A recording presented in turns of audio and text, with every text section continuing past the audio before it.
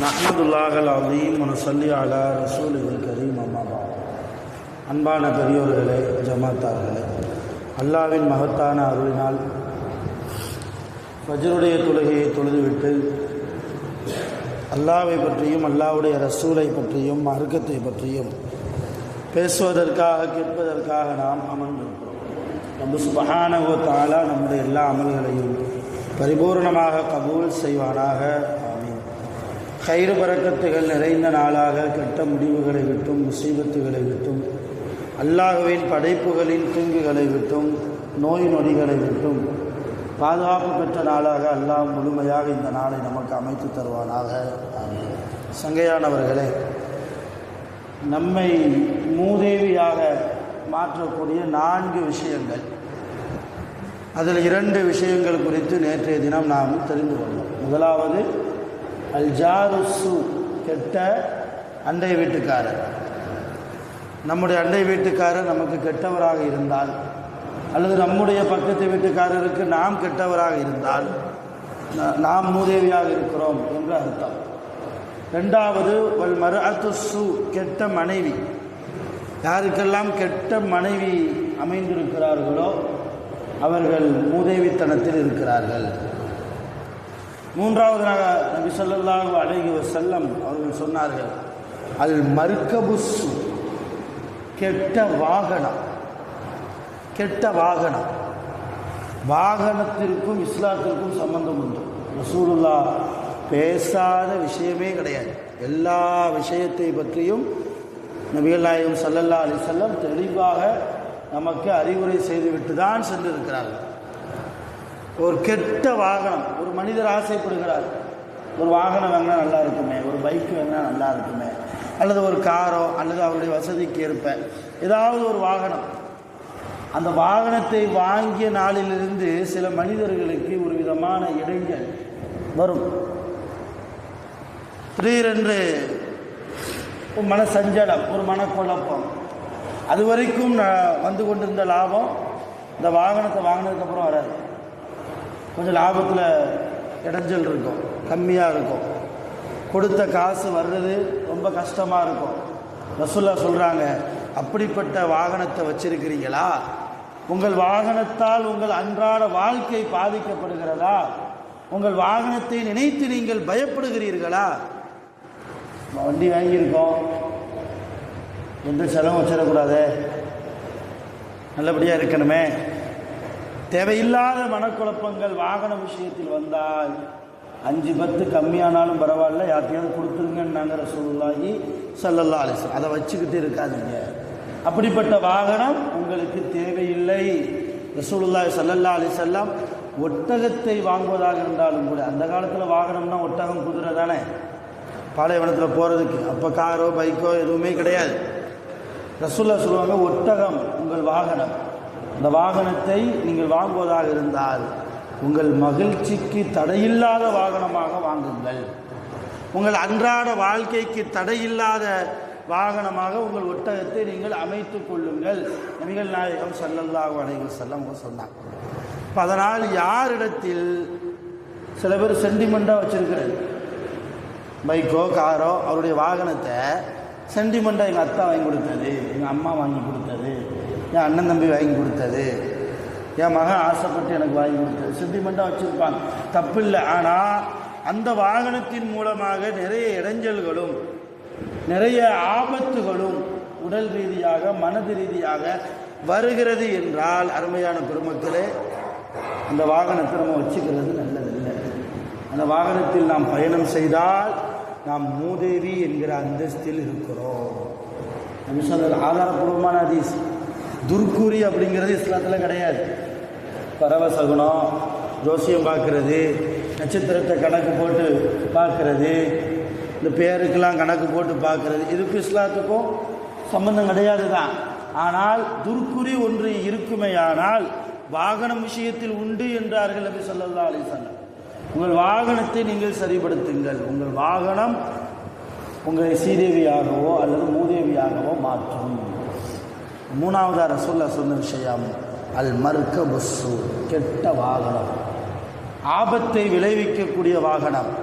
உயிர் சேதங்களை ஏற்படுத்தக்கூடிய வாகனம், நம்முடைய பொருளாதாரத்திற்கோ நமது மனது ரீதியான சில குழப்பங்களுக்கோ காரணமாக இருக்கக்கூடிய ஒரு வாகனம், அந்த வாகனத்தை தயவு செய்து வைக்க வேண்டாம். 4வது ரசூலுல்லாஹ் ஒரு மனிதன் மூதேவியாக ஆகுவதற்கு மிக முக்கியமான காரணம் அல் மஸ்கனுல் லையகுன், நெருக்கடியான வீடு, சின்ன வீடு வேண்டான்னாங்க ரசூலுல்லாஹ். உங்கள் வீட்டை விசாலப்படுத்துங்க, கொஞ்சம் பெருசாக விசாலப்படுத்துங்கன்னா அப்போ ஓட்டு வீட்டில் இருக்கிறவங்களாம் எப்படி அப்படிங்கிறது இல்லை. ரசூலுல்லாஹ் விசாலப்படுத்துங்கன்னு சொல்லிட்டாங்க, 2 மாடி தான் கட்டணும் அப்படிங்கிற அர்த்தம் இல்லை. என்ன அர்த்தம்? உங்கள் வீட்டில் தொழுகை இருக்கட்டும் என்று அர்த்தம். உங்கள் வீட்டில் இபாதத் இருக்கட்டும். உங்கள் வீட்டில் கிச்சன் இருக்கும், பாத்ரூம் இருக்கும் இல்லையா, பெட்ரூம் இருக்கும், மகனுக்கு ஒரு அறை, மகளுக்கு ஒரு அறை, நமக்கு ஒரு அறை, டைனிங் டேபிள் போடுறதுக்கு ஒரு ஹால் எல்லாம் இருக்கும். ஆனால் தொழுகிறதுக்கு இடம் இருக்கா? என்ன நினைக்கிறோம்? இவ்வளோ பெரிய ஹால் இருக்குது, எங்கேயாவது முசல்லாவை போட்டு தொழுகிற வேண்டியதான் இல்லையா? பாத்ரூமை தவிர எல்லா இடமும் நஜீஸ் இல்லாத இடம், சுத்தமான இடம்.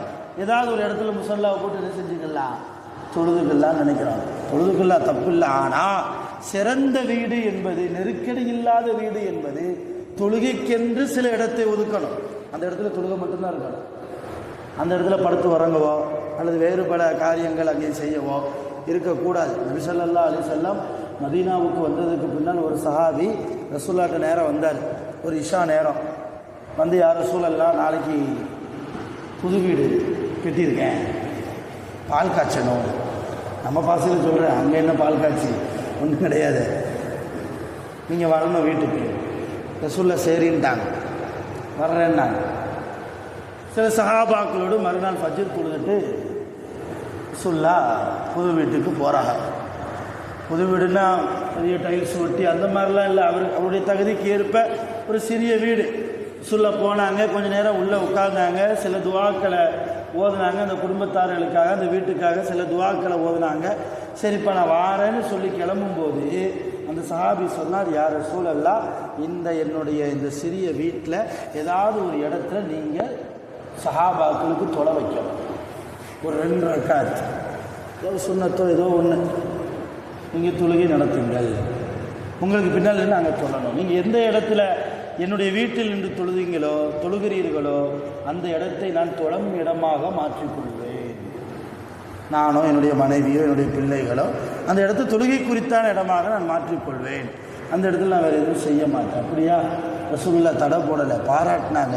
ஒரு இடத்த தேர்ந்தெடுத்து அங்கே சஹாபாக்கள் நிப்பாட்டி வச்சு ஒரு 2 சஃபு 3 சஃபுக்கு சஹாபாக்கள் நிற்கிறாங்க. ரசூலுல்லாஹி ஸல்லல்லாஹு அலைஹி வஸல்லம் இமாமா நின்று ஒரு வீட்டில் போய் தொலை வைத்தார்கள். ரசூலுல்லாஹ் போனதுக்கு பின்னால் அந்த சஹாபி அந்த இடத்தையே தன் தொழும் இடமாக மாற்றிக்கொண்டார். பார்க்குறோம் வரலாறு. அநேகமாக அந்த சஹாபியுடைய பெயர் அர்க்கம் ரலியல்லாஹு அன்ஹு என்று நினைக்கிறேன், சரியாக ஞாபகத்தில் இல்லை. ஆனால் ஆதாரபூர்வமான ஹதீஸ் வரலாறு. அது அருமையான பெருமக்களை, எந்த வீட்டில் இபாதத் இல்லையோ, எந்த வீட்டில் குர்ஆன் திலாவத்து ஓதப்படவில்லையோ, எந்த வீட்டில் தொழுகை என்கிற இபாதத்தோ திக்ரோ அல்லது மனைவிமார்களுக்கு, நம்முடைய பிள்ளைகளுக்கு, நம்முடைய பெற்றோர்களுக்கு நல்ல குர்ஆன் ஹதீஸை எடுத்து சொல்லக்கூடிய இடமாக நம்முடைய வீடு இல்லையோ, அந்த வீட்டில் நாம் இருக்கும் காலமெல்லாம் நாம் மூதேவியாகவே இருக்கிறோம். நம்முடைய பிள்ளைகளும் மூதேவியாக வளர்கிறார்கள். ஆக நம்முடைய வீட்டில் ஏதாவது ஒரு இபாதத், நிறைய வீடுகளில் இபாதத் இருக்குது, ரமலானில் மட்டும்தான் இருக்குது. ரமலானில் மட்டும்தான் சகருக்கு எந்திரிக்கிறது, கொஞ்ச நேரம் குர்ஆன் ஓதுறது, லுகர் முடிச்சுட்டு போய் கொஞ்ச நேரம் குர்ஆன் ஓதுறது. ரமலான் போயிருச்சுன்னா அடுத்த ரமலான் வரைக்கும் குர்ஆனுக்கு ரெஸ்ட்டு இல்லையா? ஷோகேஸில் போட்டு பூட்டிட வேண்டியதுதான். அல்லாஹ் அக்பர். அதனால் அப்படியெல்லாம் இல்லாமல் நபி ஸல்லல்லாஹு அலைஹி வஸல்லம் விரும்பக்கூடிய வீடாக, எந்த வீட்டை உங்கள் வீடாக மாற்றிக்கொள்ளுங்கள் என்று ரசூலுல்லாஹ் நமக்கு சொன்னாங்களோ அப்படிப்பட்ட இபாதத்து நிறைந்த வீடாக நம்முடைய வீடுகளை மாற்ற வேண்டும். நம்முடைய மனைவிமார்களை, நம்முடைய பிள்ளைகளை குர்ஆன் ஓத தெரியுமா, கொஞ்சம் நேரம் ஒதுக்கணும். ஒரு 10 நிமிஷம் குர்ஆன் ஓதிட்டு வாமாங்கணும். மனைவியை மனப்பாடமாக தெரியுமா, கிச்சனில் வேலை பார்க்கும்போதே மனப்பாடம் சப்தமிட்டு ஓது. குர்ஆனுடைய சப்தம் நல்லா விளங்கிட்டாங்க. குர்ஆனுடைய சப்தம் எந்த வஸ்துவின் மீதெல்லாம் விழுகிறதோ அந்த வஸ்து நமக்கு ஷிஃபா. நமக்கு ஷிஃபா. உதாரணமாக சோறாக்குறோம், வீட்டம்மா ஏதாவது சூறா ஓதி அல்லது வேறு ஆயத்துகள் ஓதி அவங்க சமையல் பண்ணுறாங்கன்னா அந்த குர்ஆனுடைய ஓசை அந்த சோற்றிலை படுகிற போது அந்த சாப்பாடு நமக்கு பரக்கத், அந்த சாப்பாடு நமக்கு ஷிஃபா, நம் நோய்களுக்கு மருந்து. குர்ஆனை ஓதி ஏதாவது ஒரு தண்ணீரிலே ஊதி நம் வீட்டில் உள்ள உடம்பு சரியில்லாத பெரியவர்களுக்கோ அல்லது குழந்தைகளுக்கோ கொடுத்தால் அது ஷிஃபா. ஆலிம் சாட்டு தான் வந்து ஓதி பார்க்கணுன்னு இல்லை. நம்ம வீட்டிலே குர்ஆன் ஓத தெரிந்தால் நாமே செய்யலாம். ஐஷா ரலியல்லாஹு தஆலா அன்ஹா ரசூலுல்லாஹ்வுடைய வஃபாத்துக்கு பின்னால் மிகப்பெரிய மருத்துவ பெண், மிகப்பெரிய டாக்டர். எந்த யூனிவர்சிட்டிலையும் போய் படிக்கலை. என்ன டாக்டர்? குர்ஆனுடைய டாக்டர். யாராவது உடம்பு சரியில்லைன்னு வந்தாங்கன்னா என்ன செய்வாங்கன்னா, ரசூலுல்லாஹ்வுடைய ஆடை இருந்துச்சு, அவங்க உடுத்திட்டு போட்ட ஆடை, அந்த ஆடையை கொடுப்பாங்க, அந்த பையன் மேலே போத்தி விடுவாங்க, அல்லாஹ் ஷிஃபாவை கொடுப்பான். இது ஒன்று. ரெண்டாவது, ரசூலுல்லாஹ்வுடைய வியர்வை ஆயிஷா மாட்ட இருந்தது. அந்த வியர்வையை ஒரு 2 சொட்டு எடுத்து தண்ணியில் கலந்து என்ன செய்வாங்க, அந்த உடம்பு சரியில்லாத ஆளுக்கு குடிக்க கொடுப்பாங்க. ஆயிஷா அம்மா ஷிஃபாவாகும். இது ஒரு விதமான மருத்துவம். இன்னொன்று, ஆயிஷா அம்மா ரசூலுல்லாஹ்வுடைய தலைமுடி இருந்தது, அதை தண்ணியில் முக்கி என்ன செய்வாங்கன்னா உடம்பு சரியில்லாதவங்களுக்கு கொடுப்பாங்க. இதெல்லாம் ரசூலுல்லாஹ் சார்ந்த பரக்கத், ஷிஃபாவாகும். இதை தாண்டி ஆயிஷா அம்மா யாருக்காவது உடம்பு சரியில்லையா குர்ஆனை ஓதுவார்கள். எங்கே வச்சு? தன் வீட்டில் வைத்து. நம்முடைய வீட்டை என்ன செய்யணுங்க? பரக்கத்தான வீடாக, நெருக்கடி இல்லாத வீடாக நம்ம என்ன செய்யணும்? ஆக்கணும். மஸ்கனும் லையக்குன்னு நாங்கள் ரசூலுல்லாஹ், நெருக்கடி இல்லாத வீடு. ரசூலுல்லாஹ் இன்னொரு ஹதீஸில் சொன்னாங்க, எந்த வீட்டில் தொழுகை இல்லையோ, எந்த வீட்டில் உள்ளவர் தொழாமல் இருக்கிறாரோ அவருடைய வீடையும் நான் என்ன செய்வேன்? நெருப்பிட்டு கொளுத்துவேன். யாரை கொண்டு? வாலிபர்களை கொண்டு. யார் தொழாமல் இருக்கிறாங்களோ, எந்த வீட்டில் தொழாமல் இருக்கிறாங்களோ அந்த வீட்டையே நான் நெருப்பு வச்சு என்ன செஞ்சிருவேன்? எரிச்சிருவேன்னாங்க நபிகள் நாயகம் ஸல்லல்லாஹு அலைஹி வஸல்லம். இப்போ நம்முடைய வீடு நமக்கு மன நிம்மதியை தர வேண்டும் என்றால், இன்றைக்கி நிறைய பேருக்கு வீட்டுக்கு போனால் தான் பிரச்சனை.